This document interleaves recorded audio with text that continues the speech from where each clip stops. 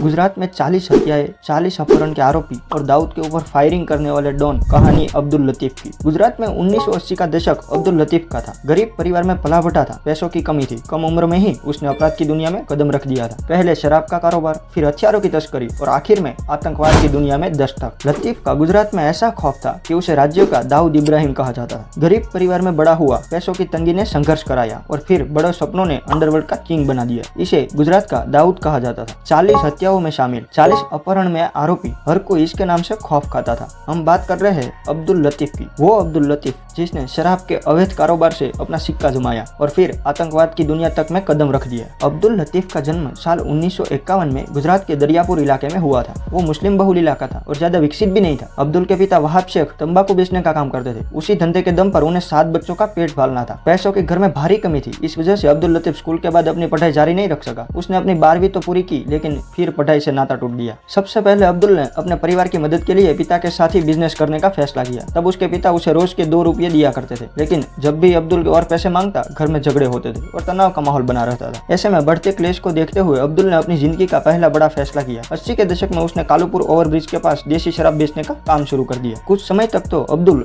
अल्लाह रखा नाम के एक अपराधी के साथ शराब बेचने का काम करता था, लेकिन फिर समय के साथ उसने खुद का ही धंधा शुरू कर दिया। बड़ी बात यह थी कि उस समय भी गुजरात में शराब पर बैन था। ऐसे में दूसरे राज्यों से शराब का जुगाड़ किया जाता था। अब जो भी गैंग शराब लाने का काम करती थी, उसे बढ़िया मुनाफा मिलता था। अब्दुल लतीफ को इस धंधे की पूरी समझ लग गई थी। उसे पता था कि यहाँ अगर लंबे समय तक टिक गया तो उसके पास पूरी जिंदगी पैसों की कोई कमी नहीं होगी। अब अब्दुल लतीफ को पैसों का तो शौक था ही, हिंसा के प्रति भी उसका अलग ही रुझान रहता। उसकी आदतें, उसका गुस्सा उसे हिंसा की ओर धकेल रही थी। बस इसी वजह से कुछ समय बाद ही लतीफ ने अपने कारोबार का विस्तार किया और हथियारों की तस्करी भी करने लगा। उसने इस काम के लिए हथियार सप्लाई करने वाले शरीफ खान से हाथ मिलाया। इसके साथ साथ फिरौती के लिए अपहरण, वसूली जैसे कामों में भी लतीफ सक्रिय हो गया। वो समय के साथ खुद एक मंजा हुआ अपराधी बन गया। अब्दुल लतीफ की एक बड़ी खासियत थी, वो कभी भी सामने से आकर हमला करने में विश्वास नहीं रखता था। गुजरात में कहने को उस जमाने में कई गैंग वार हुई, लेकिन लतीफ खुद कभी सामने नहीं आया। वो छोटे मोटे गैंग में कूद डालता था, फिर उनके साथियों को अपने साथ मिला लेता। उसने ऐसा कर अहमदाबाद से बाहर निकलकर पूरे गुजरात में अपना नेटवर्क मजबूत कर लिया था। 80 के दशक में लतीफ की ताकत इतनी बढ़ चुकी थी, उसकी दुश्मनों की लिस्ट में दाऊद इब्राहिम का नाम भी शामिल हो गया था। अब दाऊद के साथ भी लतीफ ने अलग ही पंगा लिया था। असल में एक दिन अहमदाबाद में लतीफ पठान गिरोह के 2 बदमाशों से मिलता था। उनका नाम था अमीन खान और आलम खान। इन दोनों का ही दाऊद से झगड़ा चल रहा था, एक सोने की खेप को लेकर। दोनों ही के बीच तकरार थी। उसी तकरार में पठान गिरोह ने दाऊद के बड़े भाई शबीर इब्राहिम को मार दिया था। अब हुआ ये कि सोची समझी रणनीति के तहत लतीफ ने पठान गिरोह के उन दोनों साथियों को पनाह दी और खुद अंडरवर्ल्ड का हिस्सा बन गया। इस तरह उसकी दाऊद इब्राहिम से दुश्मनी का सिलसिला शुरू हो गया। इस दुश्मनी का सबसे बड़ा रूप तब देखने मिला लतीफ के गुंडों ने दाऊद इब्राहिम को मारने की कोशिश कर दी। असल में दान चोरी के केस में, सोने की तस्करी के केस में दाऊद को साबरमती सेंट्रल जेल में बंद रखा गया था। एक दिन उसकी पेशी होनी थी, उसे बड़ौदा की अदालत लेकर जाना था। अब्दुल लतीफ को इस बात की भनक लग गई थी, तो उसने अपने गुंडों को पहले ही तैयार कर दिया और बीच रास्ते में ही पुलिस की गाड़ी को रोका गया और ताबड़तोड़ फायरिंग कर दी गई। उस फायरिंग में दाऊद खुद तो बच गया, लेकिन उसके 2 गुर्गे बुरी तरह घायल हो गए। बस यहीं से दाऊद और लतीफ की जंग तेज हो गई। अब एक तरफ उसकी ये जंग चलती रही, तो दूसरी तरफ वो मुस्लिम इलाकों में गरीबों के बीच मसीहा बनने का काम भी करता रहा। ये बेरोजगार युवाओं को अपने गैंग में शामिल कर लिया करता था। उससे उस बेरोजगारों का घर चलता था और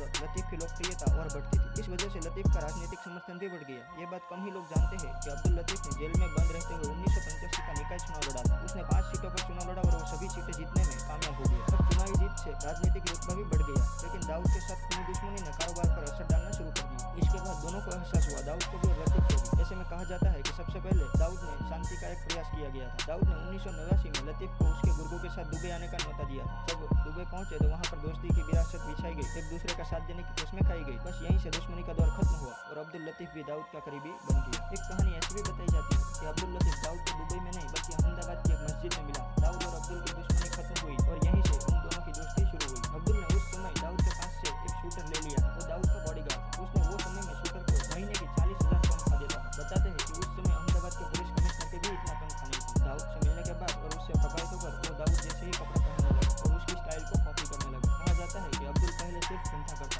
लेकिन दाऊद को मिलने के बाद और उस शूटर की बुरी संगत के कारण वो कॉपी किलिंग और अपहरण जैसे गुनाहों को भी अंजाम देने लगा। अब दाऊद के साथ करीबियां बढ़ी तो मुंबई में एक दूसरे गुंडे शहजादा से लतीफ के रिश्ते बिगड़ गए। हालात ऐसे बन गए कि लतीफ ने शहजादा को जान से मारने की पूरी प्लानिंग कर डाली। एक दिन लतीफ को पता चला कि शराब कारोबारी हंसराज त्रिवेदी ने शहजादा को अपने यहाँ पनाह दी हुई है। बस अब लतीफ का उस दिन का इंतजार था जब वो शहजादा को मौत के घाट उतार सके। उसे ऐसा करने का मौका भी मिला जब राजी का जिम खाना में शहजादा और हंसराज अपने दोस्तों के साथ ताश खेल रहे थे। वहाँ पर लतीफ ने अपने गुंडे पहले ही भेज दिए थे, लेकिन गुंडों को पहचान ही नहीं हुई कि कौन शहजादा है और कौन हंसराज। फिर जो हुआ, उसने बर्बादी की सारी हदें पार कर दी। फिर वहाँ वो कांड हुआ जिसने लतीफ की जिंदगी बदल दी। अब्दुल लतीफ ने अपने गुंडों को सभी को गोली मारने का फरमान सुना दिया और देखते ही देखते AK-47 से गोलियों की ताबड़तोड़ फायरिंग हुई और राधिका जिमखाने में 9 लोगों की मौत हो गई। इसके बाद तो अब्दुल लतीफ के बुरे दिन शुरू हो गए। पहले जिसका गुजरात में खौफ था, अब वो पुलिस और एजेंसियों से बचने के लिए इधर उधर शरण के लिए भागता रहा, लेकिन उसको किसी की मदद मिल पाती ये बहुत मुश्किल था। तब लतीफ के लिए सबसे बड़ी अड़चन बन गए थे कांग्रेस नेता रऊफ वलीउल्लाह। रऊफ किसी भी कीमत पर लतीफ को पकड़वाना चाहते थे, लेकिन लतीफ को यह मंजूर नहीं था। तब उसकी मदद फिर दाऊद ने की और उसे दुबई बुला लिया। दुबई में बैठकर ही लतीफ ने रऊफ वलीउल्लाह की हत्या करने की पूरी प्लानिंग बना डाली। लतीफ ने अपने भरोसेमंद रसूल पट्टी को सुपारी दी। लतीफ का फरमान था किसी भी कीमत पर रऊफ वलीउल्लाह को खत्म करना है। अब फिर 9 अक्टूबर 1992 को ऐसा हुआ जब रऊफ अहमदाबाद की एक फोटोकॉपी की दुकान पर मौजूद थे, तब रसूल के 2 शूटर दिन दहाड़े कांग्रेस नेता को गोलियों से भून दिया। रऊफ वलीउल्लाह की मौके पर ही मौत हो गई और अब्दुल लतीफ ने अपने सबसे बड़ी अड़चन को खत्म कर दिया। फिर दाऊद ने कुछ समय के लिए लतीफ को कराची भी भेज दिया। कहा जाता है कि वहाँ उसने टाइगर और दाऊद के साथ मिलकर मुंबई बम धमाकों की योजना बनाई। ऐसे में अब्दुल लतीफ सिर्फ गुजरात में ही नहीं, भारत में मोस्ट वांटेड बन गया था। हर तरफ उसकी तलाश की जा रही थी। फिर 1995 में अहमदाबाद के 2 व्यापारियों ने गुजरात ATS को बताया कि लतीफ उन्हें धमकी दे रहा है, जान से मारने की बात कर रहा है। लतीफ की यह गलती उसे भारी पड़ी। अब तक एजेंसियां सोच रही थी कि लतीफ अभी भी पाकिस्तान में छिपा हुआ है, लेकिन उसकी फोन बूथ से की गई उस कॉल ने बता दिया कि कराची में नहीं बल्कि दिल्ली में है। लतीफ एक शब्द बार बार प्रयोग करता था, ऐसा क्या, वो अक्सर ये बोला करता था। इस वजह से भी पुलिस को उसे पकड़ने में आसानी हुई। फिर आखिरकार दिल्ली से ही उसकी गिरफ्तारी हो गई और सबसे बड़ा शराब का कारोबारी पुलिस के हत्थे चढ़ चुका था। 2 साल तक लतीफ जेल में बंद रहा। फिर 19 नवंबर 1997 को उसने भागने की कोशिश की। उसे पूरी उम्मीद थी कि वो पुलिस की आंखों में धूल झोंक देगा, लेकिन ऐसा हुआ नहीं और पुलिस एनकाउंटर में अब्दुल लतीफ मारा गया। अब्दुल लतीफ का चैप्टर हमेशा के लिए खत्म हो गया और गुजरात कई सालों की दहशत के बाद उसके आतंक से मुक्त हुआ।